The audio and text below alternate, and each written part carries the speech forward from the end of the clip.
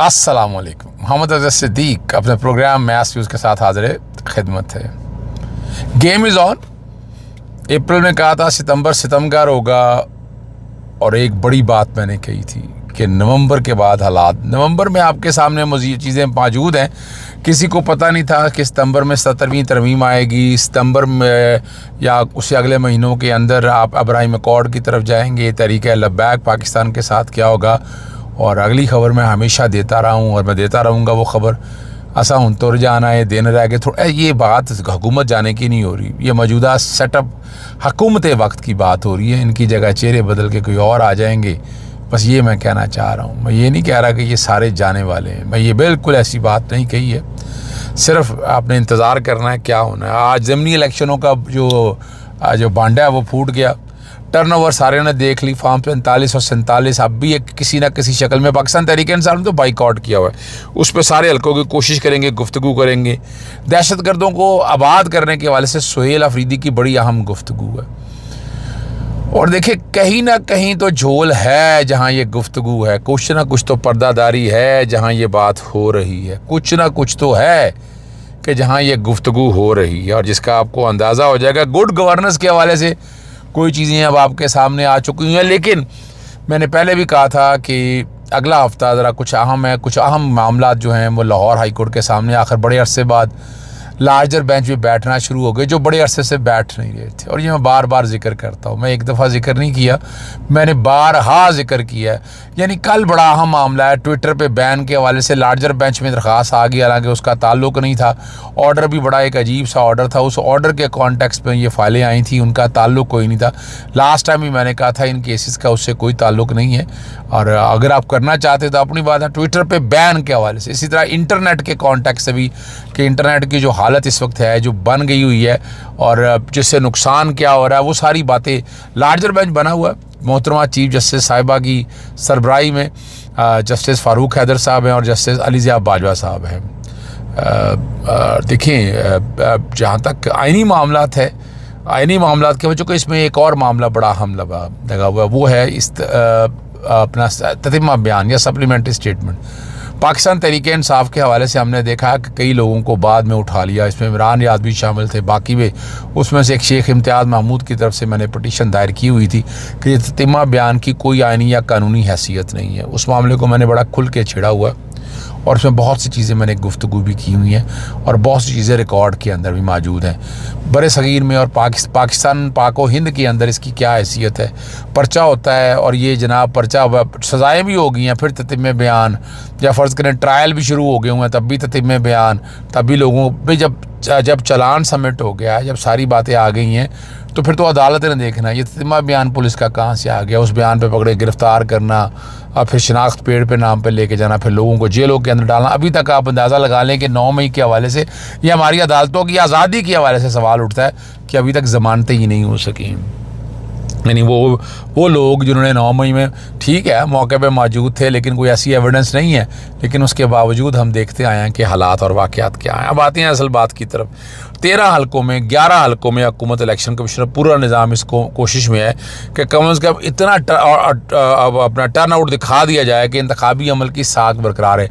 चूँकि पाकिस्तान तहरीक इंसाफ ने बाइकआउट किया हुआ है, और एक आपने वो अता तराड़ के भाई के हवाले से देख लिया था, और वहाँ बड़ा बजा रहा था कि जीत के हमने जीत लिया। ओ भाई, पाकिस्तान तहरीक इंसाफ ने बाइकआउट किया हुआ है, ये माने क्यों नहीं मानते हैं? कौम को सच तो बताए ना कि इसलिए ये मामलात हुए हैं, इसलिए ये चीज़ें सारी सामने आई हैं, लेकिन आप तो बताते ही नहीं, आप तो सच बताने के लिए तैयार नहीं, आप तो हक़ाइक़ बताने के लिए तैयार नहीं। यही कोफ्त और दिक्कत होती है। लेकिन अभी जो आपके सामने मैं बताता चलूँ, अब हमने ज़्यादातर खुला बाइकआउट किया। कई पोलिंग स्टेशन पर 2-2 घंटे गुजरने के बावजूद एक तक वोट कास्ट नहीं हुआ था। सिर्फ 2 हल्के हैं, NA 18 हरीपुर और NA 29, यहाँ 2 पे इलेक्शन हो रहा है। उमर अयूब साहब की बीवी साहबा हिस्सा ले रही हैं, और एक में हमाद अजहर के करीबी जो है अजीज़ हैं या रिश्तेदार हैं, वो हालांकि इलेक्शन का बाइकआउट किया हुआ था। इलेक्शन का बाइकआउट होना चाहिए था, लेकिन ये चूँकि इलेक्शन और है ना, जो जहाँ तक ये वाले इलेक्शन की बात है, इसमें उस कॉन्टेक्स्ट के हवाले से बात नहीं है, लेकिन यहाँ पर इलेक्शन हो रहा है। NA 29 में चौधरी अरसलान और NA 18 में जो शहरनाज उमर अयूब जो है ना, वो तहरीक इंसाफ के उम्मीदवारों के तौर पर मैदान में हैं।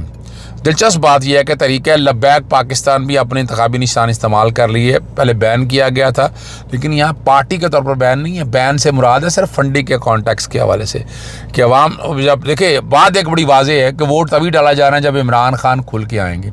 जब इमरान खान सामने नहीं है तो वोटिंग की टर्नओवर आपने पोजीशन सारी देख ली है और अवाम इसका हिस्सा बनने के लिए तैयार ही नहीं है। यानी एक बात तो बड़ी वाज़ेह आ गई ना, या तो ना अवाम इसको क्रेडिबिलिटी दे रहे हो, अवाम इसमें आना चाहते हो, और बात सिर्फ दो ही मैं बातों के हवाले से कही है। हकीकी मुकाबला जो है और सारी बार है पाकिस्तान तहरीक इंसाफ इंडिपेंडेंट के तौर पर इलेक्शन लड़ रही है, उनसे कौन सा सिंबल की हद तक बात है। लेकिन हमाद अजहर के मुताबिक पुलिस स्टेशन इतलात आ रही हैं कि जितने बैलेट पेपर की किताबें प्रिजाइडिंग अफसर को इश्यू होती हैं वो ज़्यादा हर मौके पर कम बरामद हो रही हैं। अब बड़ी मज़ेदार बात, ये बड़ा एक इम्पॉर्टेंट बात जो उन्होंने सामने रखी है। तो धांधली हो रही है यार, धांधली तो होती रहनी है। यहाँ जिस तरीके से वो लेकर चल रहे हैं उन्होंने उस तरीके से चीज़ों को लेकर चलना है, उन्होंने अपनी मर्ज़ी से इस सिस्टम को चलाना है, ये भी मान लें। और दूसरी जो बात बड़ी अहम है, दहशतगर्दियों के बसाने के हवाले से जो सुहेल अफरीदी की इंतहाई अहम गुफ्तगू है। मुराद सईद ने एक सवाल एतराज़ उठाया था कि दहशतगर्दों को बुलाकर बसाने की कोशिश की जा रही है, तो PDM की वज़रा ने प्रेस कॉन्फ्रेंस करके इसे झूठ करार दिया। अब सवाल यह है कि इस वक्त गलत बयानी कर रहे थे या आज हकीकत छुपा रहे हैं, मगर यह तय करना कि उनकी दौरे हुकूमत में दहशतगर्दों की आमद हुई।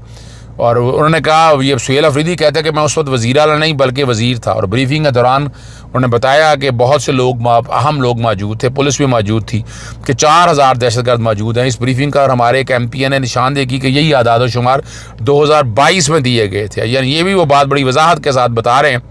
और कहा कि 3 साल के आखिर में किसको मारा गया, जवाब में कहा कि ये वही दहशतगर्द नहीं बल्कि नए लोग हैं जो बॉर्डर पार से आए हैं, और इस दौरान बड़ी तादाद में दहशतगर्दों का खात्मा भी किया। अब ये सवाल बहुत अहम उठ रहे हैं, अब इसकी वजाहत कौन करेगा, देखिए कौन करेगा।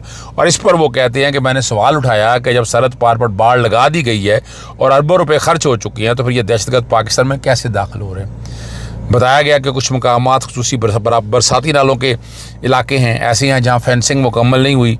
और फिर उन्होंने कहा, मैंने मज़ीद पूछा, अगर मालूम है कि दहशतगर्दी इन्हीं रास्तों से दाखिल हुए हैं तो वहाँ सिक्योरिटी बढ़ाकर उनकी जो है ना रोका जा सकता था, लेकिन नहीं रोका गया।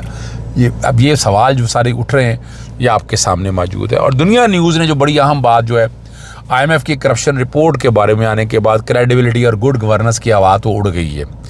और 2026 में आला सरकारी और हुकूमती ओहदों पर फायज़ जो शख्सियात है ना, उन्होंने कहा चलें और कुछ नहीं है, लॉलीपॉप तो देना और उनके असासों की तफसील शाया कर, उससे क्या फ़र्क पड़ता है। अगर भाई ब्लैक एंड वाइट के अंदर कुछ चीज़ें उन्होंने ख़रीदी हैं, बेची हैं, सारी हैं, तो सारी डिक्लेयर है। उन्होंने अपने असासों में क्या फ़र्क पड़ेगा। क्वेश्चन तो ये निचले लेवल के ऊपर।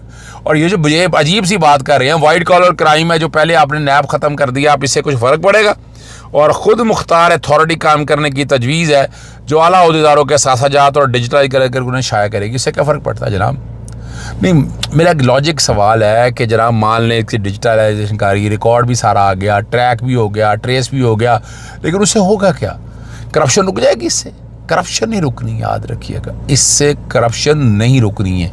और यही आम मामलात हैं, ठीक है ना जी। और एक वो बड़ी ज़बरदस्त बात करके अब शेख वकास अकरम ने कह दिया कि उन्होंने सेक्रेटरी इतलात है, उन्होंने कहा कि पार्टी के इंफॉर्मेशन विंग का ऑफिशियल एक्स अकाउंट से कोई ताल्लुक़ नहीं है। ये अपने तौर पर कह रहे हैं। अकाउंट बैरून मुल्क मौजूद चंद PTI कारकुनान चला रहे हैं और इस पर पोस्ट करने वाला कोई भी शख्स पाकिस्तान में मौजूद नहीं। ये पाकिस्तान तहरीक इंसाफ PTI के ऑफिशियल की वो बात कर रहे हैं। और यही मामला इमरान खान के एक्स अकाउंट से मुतल्लिक भी है। अब यहाँ इस पर अब क्या लोग कहेंगे, क्या बात करेंगे, किस तरह करेंगे, कन्फ्यूजन तो क्रिएट की जा रही है। लेकिन इमरान खान जो बात कर रहा होता है गालिबन वही बात जो है वो ऑफिशियल अकाउंट पे आती है। पाकिस्तान इमरान खान के अपने ऑफिशियल अकाउंट पे भी वही बात आ रही होती है जो कर रहे हैं।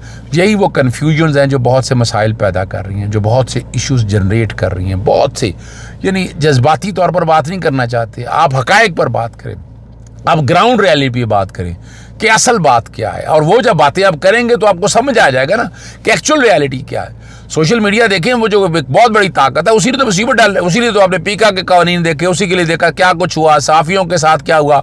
आप ये सारा कुछ रिकॉर्ड पे देखते आए ना, या तो कई ऐसी चीज़ें अपने रिकॉर्ड पे नहीं देखी हैं, ये सारा कुछ तो आप देखते आए हैं। तो बहरहाल वो एक अलग बात है कि आपकी सोशल स्ट्रेटजी में फ्लॉज हैं, लीगल स्ट्रेटजीज़ में फ्लॉ हैं, पॉलिटिकल स्ट्रेटजीज़ में फ्लॉ हैं, और वो मैं जिक्र करता रहता हूँ। इजाज़त चाहता हूँ। अस्सलाम वालेकुम, अल्लाह हाफ़िज़। पाकिस्तान जिंदाबाद।